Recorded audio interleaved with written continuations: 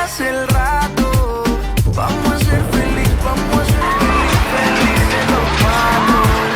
Ya agrandamos el cuarto. Y si con otro pasas el rato. Hola queridos alumnos, arrancamos esta segunda semana de cuarentena y más que nunca es necesario empezarla con toda la fuerza y con todo el ánimo posible. Por eso os quiero decir desde aquí que os echo de menos y me encantaría poder mañana veros en persona otra vez en clase.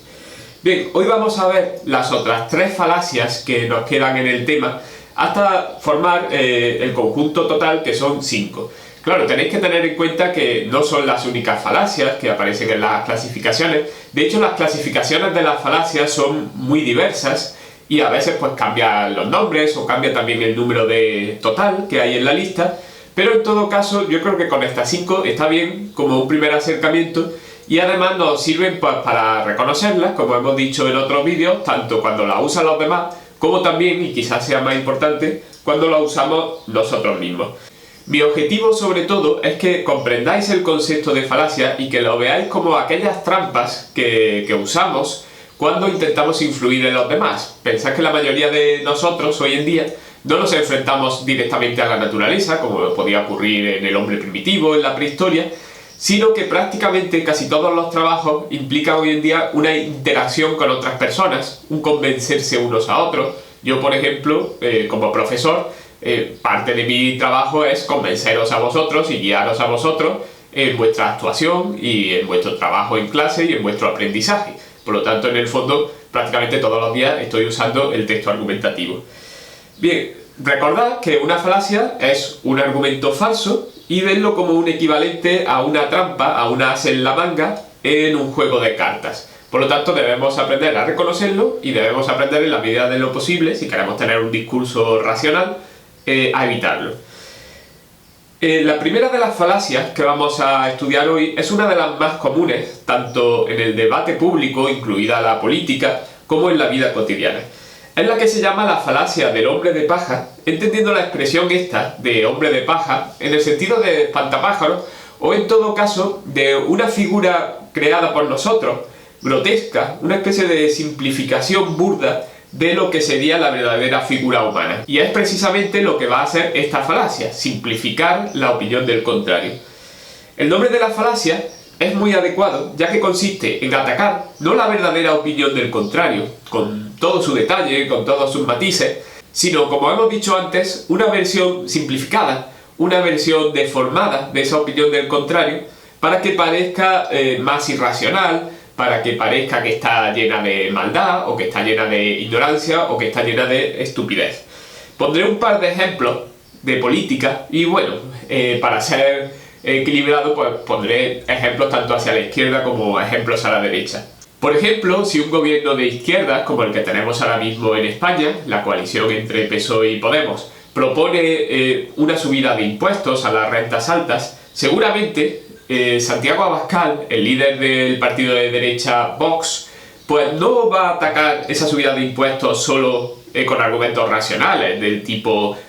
lo que hipotéticamente puede afectar a la economía o lo que hipotéticamente puede afectar a la inversión, sino que seguro que va más allá y dirá frases como que Pedro Sánchez quiere destruir las clases medias o quiere instaurar el comunismo al estilo de Cuba o de Venezuela.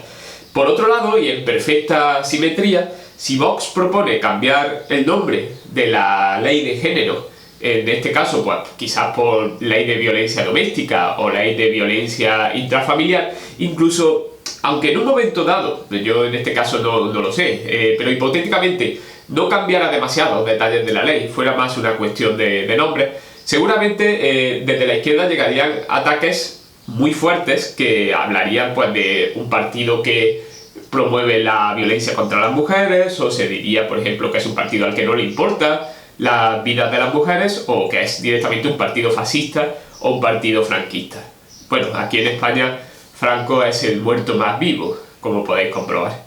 Pero ojo, no pensemos solo en los políticos como si fuera una raza peor que nosotros que ha llegado de otro planeta, sino que también los seres humanos de a pie pues cometemos este tipo de errores. Y es muy común, por ejemplo, que un adolescente al que los padres han castigado por sus malas notas y lo han castigado a estar todo el fin de semana preparando un determinado examen sin salir el sábado por la tarde o el viernes por la tarde, es normal que ese adolescente,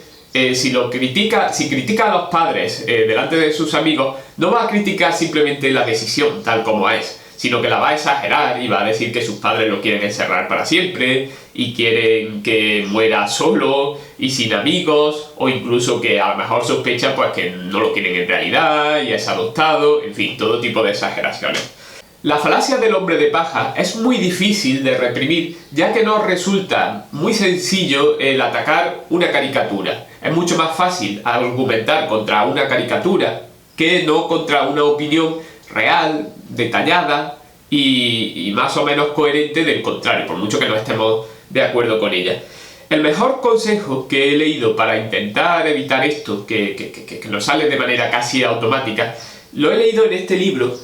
The Righteous Mind, de Jonathan Haidt, que en español ha salido una traducción con el nombre de La mente de los justos. Y Jonathan Haidt, al que tengo por un hombre muy sabio, y la verdad que he aprendido muchísimo de ese libro, dice que cuando argumentemos en contra de una determinada opinión, aunque lo hagamos con pasión y aunque esa opinión realmente nos parezca inmoral, muy negativa, tendríamos que empezar siempre exponiendo esa opinión con todo detalle y hacer una exposición tan buena que incluso la persona que defienda esa opinión le gustaría coger nuestra exposición. Es decir, que podría tomar con la cabeza muy alta esas frases que nosotros hemos dicho para exponer su opinión y decir, sí, efectivamente, eso es lo que pienso. Y a partir de ahí, solo a partir de ahí, pues atacar esa opinión, que ya no sería un hombre de paja, sería realmente atacar a la opinión tal como es. Es muy difícil de realizar esto, pero vale la pena el esfuerzo. La segunda falacia es la que se llama falacia ad hominem, que en latín significa falacia contra la persona. Es fácil de explicar, ya que consiste en rechazar no una determinada idea, no rechazamos la idea, sino que directamente rechazamos a la persona y por lo tanto todas las ideas que enuncia esa persona. Es como si dijéramos, tú cállate porque tú no tienes el derecho a opinar, ¿vale? Y no me voy a fijar realmente en lo que estás diciendo. Por ejemplo, si una persona es vegetariana y estamos discutiendo con ella acerca de las ventajas o desventajas de ser vegetariano, sería una falacia ad hominem, aunque en este caso no habláramos directamente de la persona, pero sí sería ad hominem,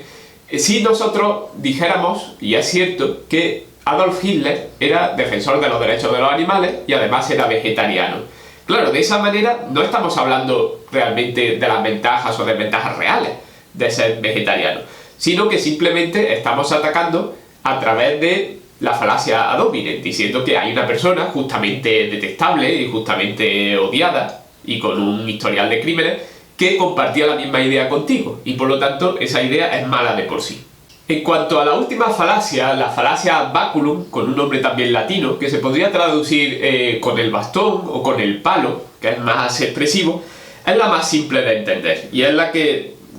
se sale más del discurso racional y realmente prácticamente pone fin a la voluntad de discutir de una manera sensata, ya que la falacia ad baculum lo que significa es una amenaza, es introducir la amenaza en el debate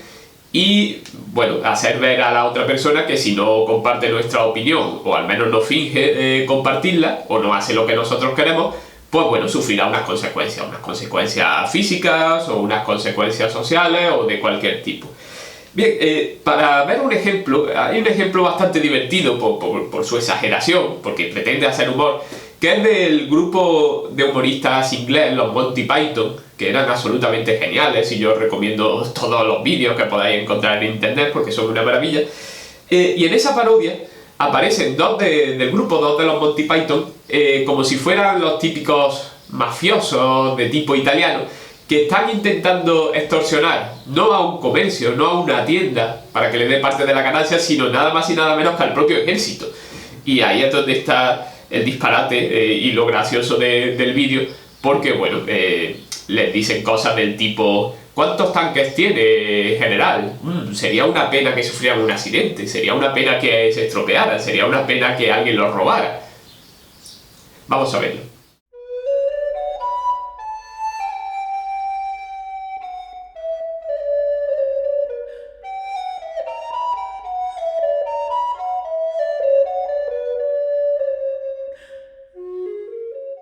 Bueno, y hasta aquí la clase de hoy. Otra vez más me gustaría repetir que hay que empezar con mucha fuerza esta semana, que no sabemos si será la última o no de cuarentena,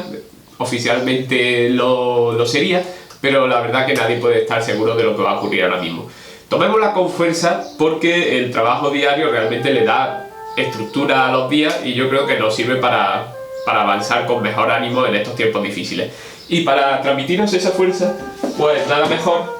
que un profesional de la fuerza como es Yoda, y con Yoda os digo que la fuerza os acompañe. Hasta la próxima.